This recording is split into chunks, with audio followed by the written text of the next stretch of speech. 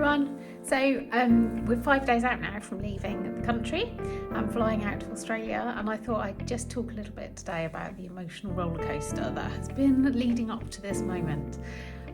We've known for about 4 months that we've been moving, and if I'm honest, it took ages at the beginning to feel like it was real, but this last few weeks has been really up and down. Like a couple of weeks ago I had a real meltdown moment, lots of tears, lots of what on earth are we doing, I'm going to miss everyone so much.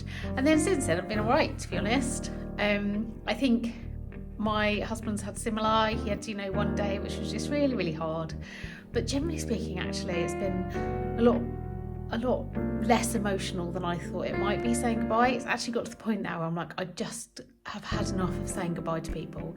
It's really, really emotionally draining.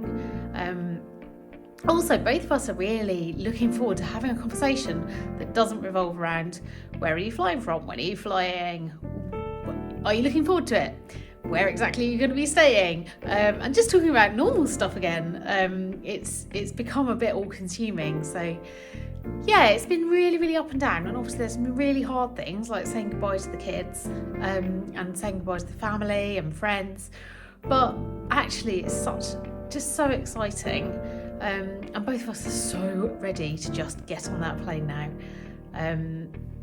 Yeah, we're definitely in the home straight.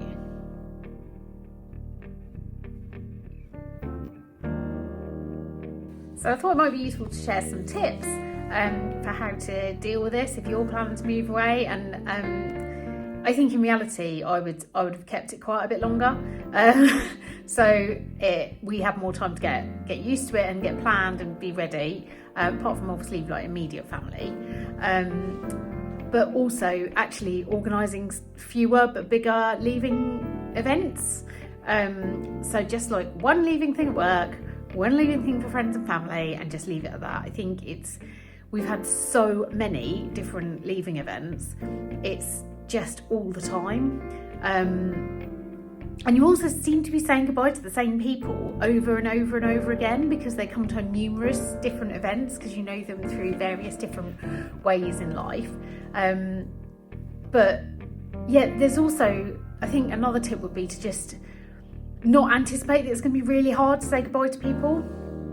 In every case, it's actually been a lot easier than I thought it would have been, and I've been really worrying about what it's going to be like to say goodbye and how hard it's going to be, and that's actually been a lot worse. So I had my last 2 really like goodbyes that I was really worried about, and it feels like a massive weight has been lifted.